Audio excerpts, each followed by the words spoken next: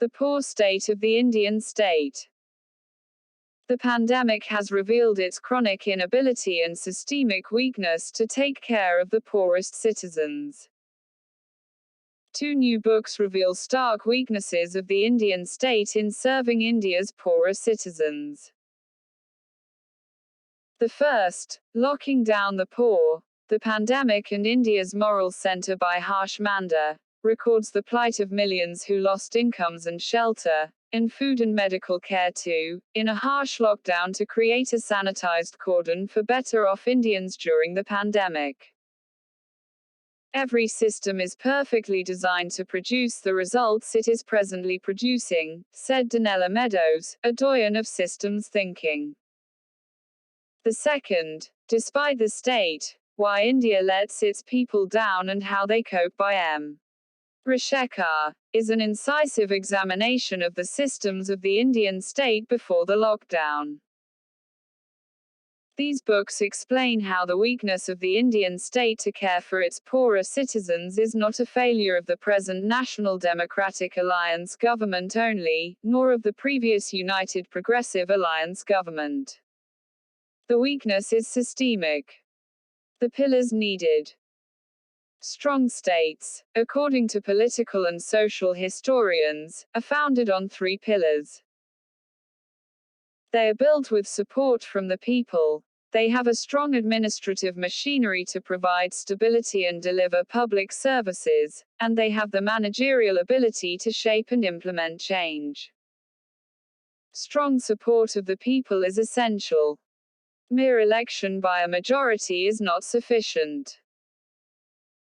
Historically, as Francis Fukuyama points out in The Origins of Political Order, builders of strong states have bound people around a shared identity, ethnic, racial, or religious, Aryan, Han Chinese, Japanese, Muslim, Catholic Christian.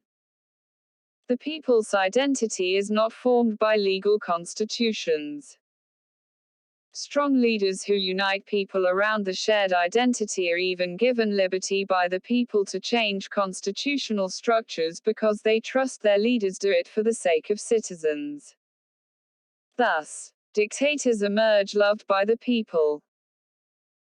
Confirming this thesis, Michael Cook points out, in ancient religions, modern politics, that builders of the Indian state have a difficult problem.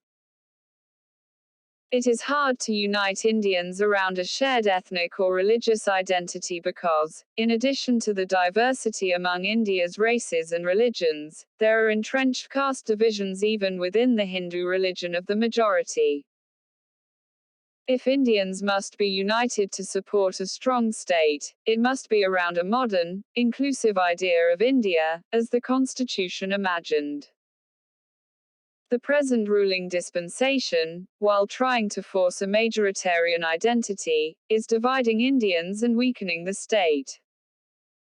Indian bureaucracy's role.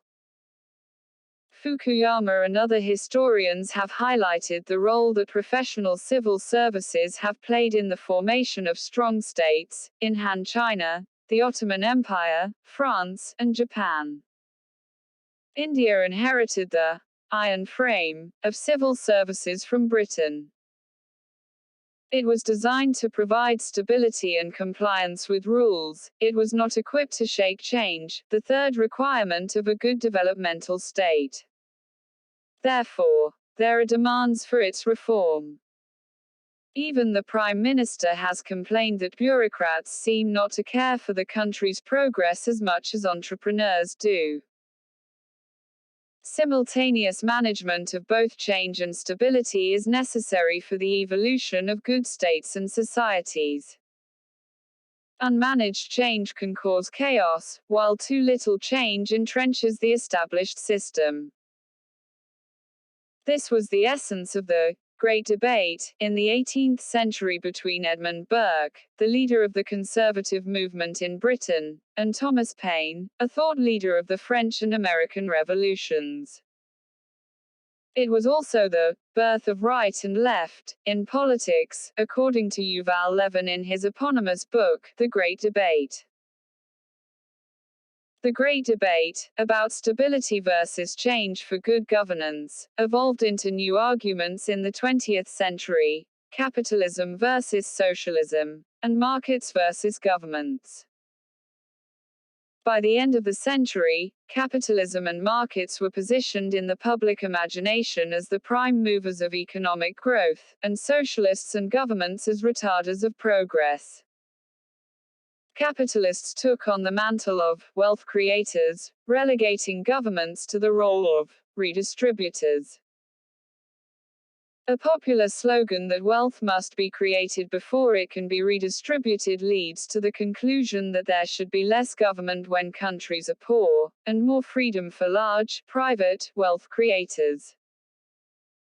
Moreover, with the logic that governments are stodgy, even public services such as health and education are handed over to private enterprises. The logic of economics is not the same as the logic of society.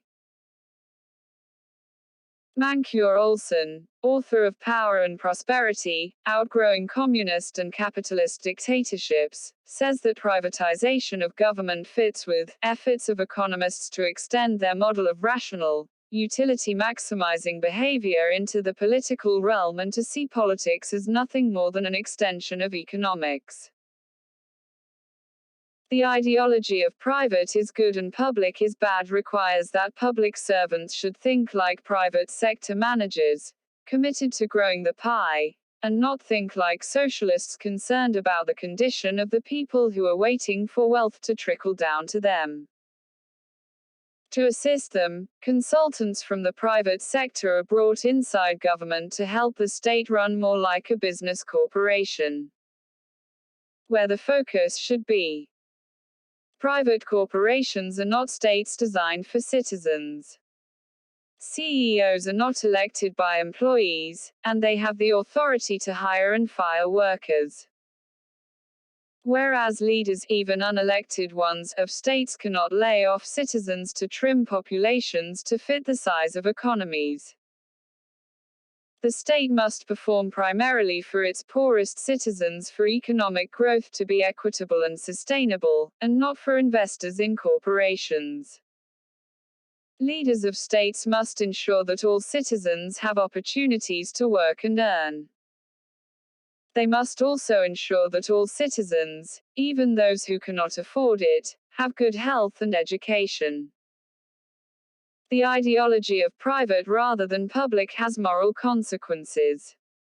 The purposes of a private enterprise and the state are different.